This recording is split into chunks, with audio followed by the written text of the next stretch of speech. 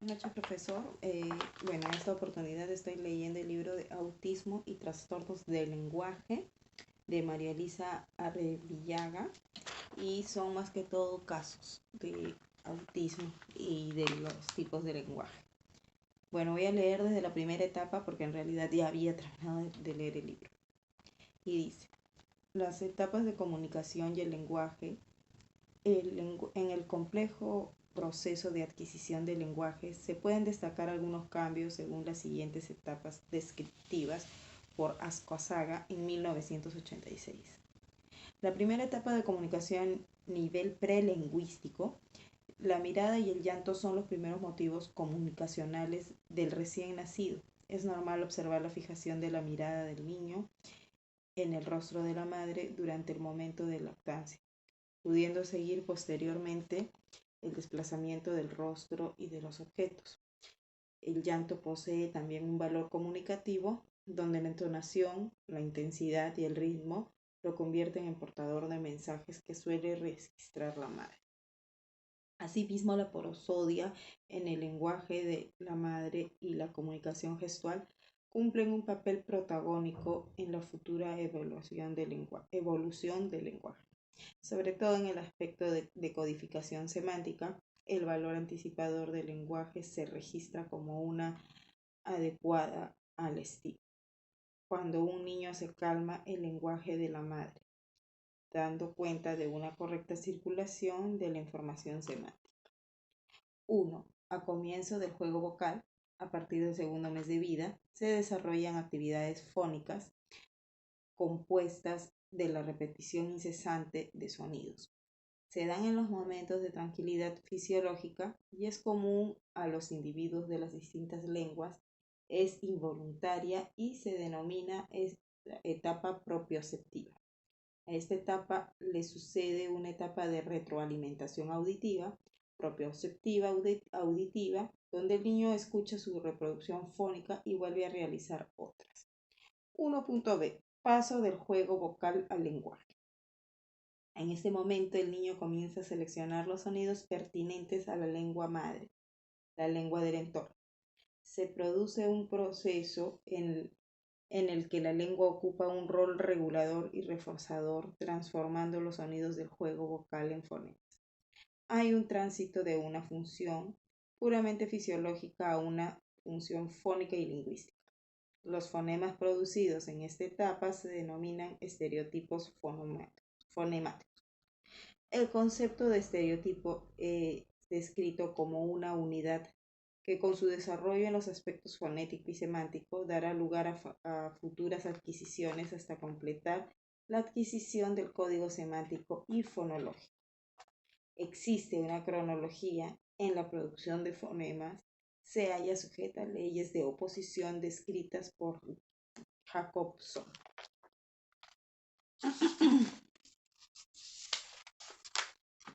De ahí viene segunda etapa de comunicación, primer nivel lingüístico. Esta etapa se extiende desde el primer año de vida hasta aproximadamente los 5 años. La adquisición de estereotipos fonemáticos sigue una constante consolidación de alguno de ellos, con la consecuente supresión de otras producciones del juego vocal. La formación de nuevas palabras resultará de la combinación entre estos estereotipos fonemáticos. Este proceso de combinación se da en relación con las condiciones fisiológicas que así lo determinan. Las combinaciones de estereotipos fonemáticos que se dan durante un proceso de aprendizaje en sentido fisiológico a través de la repetición e inhibición se estabilizan como estereotipos motores verbales, constituyendo el soporte fisiológico de la palabra. Simultáneamente se va dando el proceso de la incorporación de significados. Los primeros significados tienen todas las propiedades de las señales de los reflejos condicionados, estímulos visuales, acústicos, gustativos, combinados en síntesis especiales, genoses. Pasan a ser sustituidos por una sola señal de tipo verbal, es decir, sustitución de señales sensoperceptivas por otras verbales. Posteriormente se da un momento de generalización. Una palabra representa una diversidad de objetos. Según Ascuaga, en 1981, este estado de generalización primaria pasa insensiblemente a transformarse en la adquisición de significados para cada palabra, proceso que tiene una base fisiológica en la actividad analítico-sintética del analizador verbal y una base lingüística en el conjunto de las influencias culturales que rodean al niño. Así es como el vocabulario de la primera infancia. Hay palabras que tienen cierto sentido ocasional, que luego son usadas correctamente. Ahora viene el 2.a monosílabo intencional. Comienza antes del año y se extiende hasta el año y medio aproximadamente. Los componentes silábicos aún no perfeccionados, estereotipos fonemáticos, adquieren una función denominativa durante el juego y alcanzan un nivel de comunicación en la formulación de deseos y exigencias, combinados con actividad gestual y comunicativa con entonaciones prosódicas. Cuando el niño logra la marcha y conquista el espacio, se produce un impacto en el desarrollo del lenguaje, ampliando tanto su función comunicativa como la capacidad de comprensión. Etapa, palabra, frase. Comienza después del año, casi los 2 años. Se caracteriza por la ampliación de los recursos fonológicos. La palabra es utilizada en un contexto del que se desprende su valor comunicativo. La situación, así como la mímica y la entonación, expresan el contenido comunicativo. Las motivaciones del niño son fisiológicas, afectivas y lúdicas, y van en franco desarrollo hacia una etapa de comunicación de carácter social. Etapa de palabra yuxtapuesta. En esta frase surge la palabra frase, es decir, la utilización de dos palabras fusionadas o con frecuencia coordinadas entre sí, que paulatinamente se irán independizando estas funcionalmente. Están ligadas entre sí y constituyen una suerte de oración restringida. Por otro lado, se produce el aumento del caudal de significados, así como la cantidad de palabras pronunciadas. La frase simple. Pasados aproximadamente los 2 años de edad, la articulación de palabras va en progresiva complejidad. A la actividad gestual y al contexto situacional necesarios para la comprensión del significado. Se incorporan las inflexiones de la voz, de modo que todos ellos confieren al mensaje un alto sentido comunicativo. También comienza el monólogo infantil durante el juego, que es el comienzo de la interiorización del lenguaje. Ascuaga, 1980. Tercera etapa de comunicación, segundo nivel lingüístico. Alrededor de los 5 y hasta aproximadamente los 12 años, el niño completa su material elocutivo, fonológico y gramatical, constituyendo un lenguaje similar al de los adultos. En el aspecto morfosintáctico se evidencia el uso de oraciones con estructuras complejas, con correcto uso de tiempos verbales, concordancia de género y número, y oraciones subordinadas. El aspecto semántico se encuentra en franco desarrollo, aportando un elemento clave para la adquisición del código lectográfico y aprendizajes pedagógicos. Ascuaga, 1981.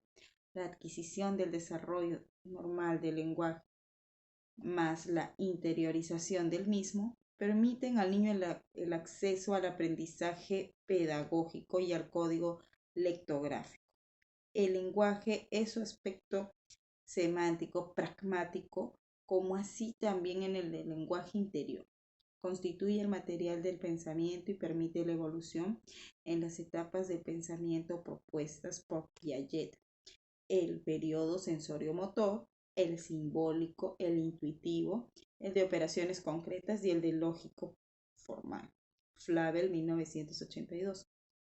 Los aspectos sociales son de fundamental importancia para el desarrollo y la adquisición del lenguaje. Como planteó Vygotsky en 1934, el lenguaje realiza el mismo proceso de internalización que efectúan todas las funciones psicológicas superiores. Es decir, primero son externas, sociales y luego se transforman en internas individuales. Este proceso de internalización lo vemos en el aprendizaje de los significados, fundamentalmente para la función comunicativa del lenguaje. Este aprendizaje surge el uso de las palabras.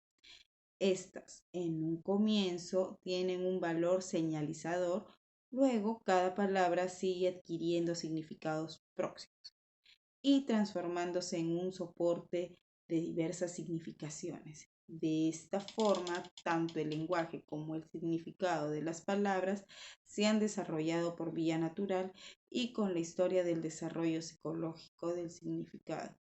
Y se observa cómo va avanzando el desarrollo de los signos. Vygotsky, 1974. Una señal de carácter sensoperceptivo se va enriqueciendo y sustituyendo hasta que el significado adquiere el carácter abstracto y generalizando sustitutivo de la realidad, caracterizando el segundo sistema de señales. Los componentes individuales y sociales permiten la diferenciación entre sentido y significado.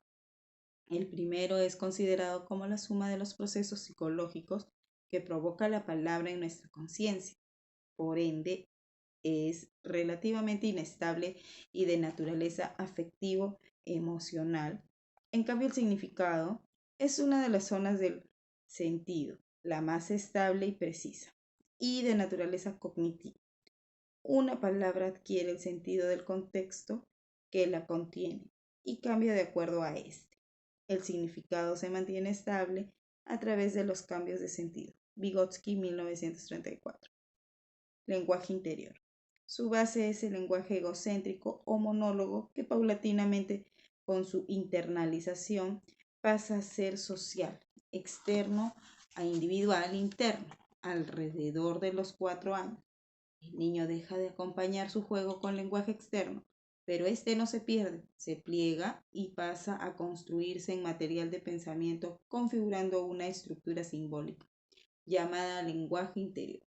Sus características esenciales son su sintaxis predicatividad, su reproducción fonética y su singular estructura semántica, preponderancia del sentido sobre el significado. Nociones del pensamiento. El desarrollo del lenguaje del niño influye el pensamiento y lo reorganiza. El pensamiento se manifiesta en el proceso de utilización de las herramientas más simples. La progresión del pensamiento en estadios que culminan con formación de conceptos. En el estadio inicial sincrético, donde prevalece el senso perceptivo y va siendo reemplazado por la hegemonía del lenguaje. Haber de pensamiento que requiere de lenguaje. Vygotsky llamó pensamiento verbal. Vygotsky, 1934. La forma más sostenible del pensamiento es el verbal, que coincide con el lenguaje interior. Ascoaga, 1979. Así es, el pensamiento y hablar se unen para constituir el pensamiento verbal. Aunque la forma más elaborada del pensamiento es el lenguaje, hay otras formas del pensamiento que escapan al código lingüístico. Estas son preverbales antes de la participación del lenguaje en el niño de menos de 5 años aproximadamente, o extraverbales, en caso de niños sordomudos que no hayan adquirido el código lingüístico.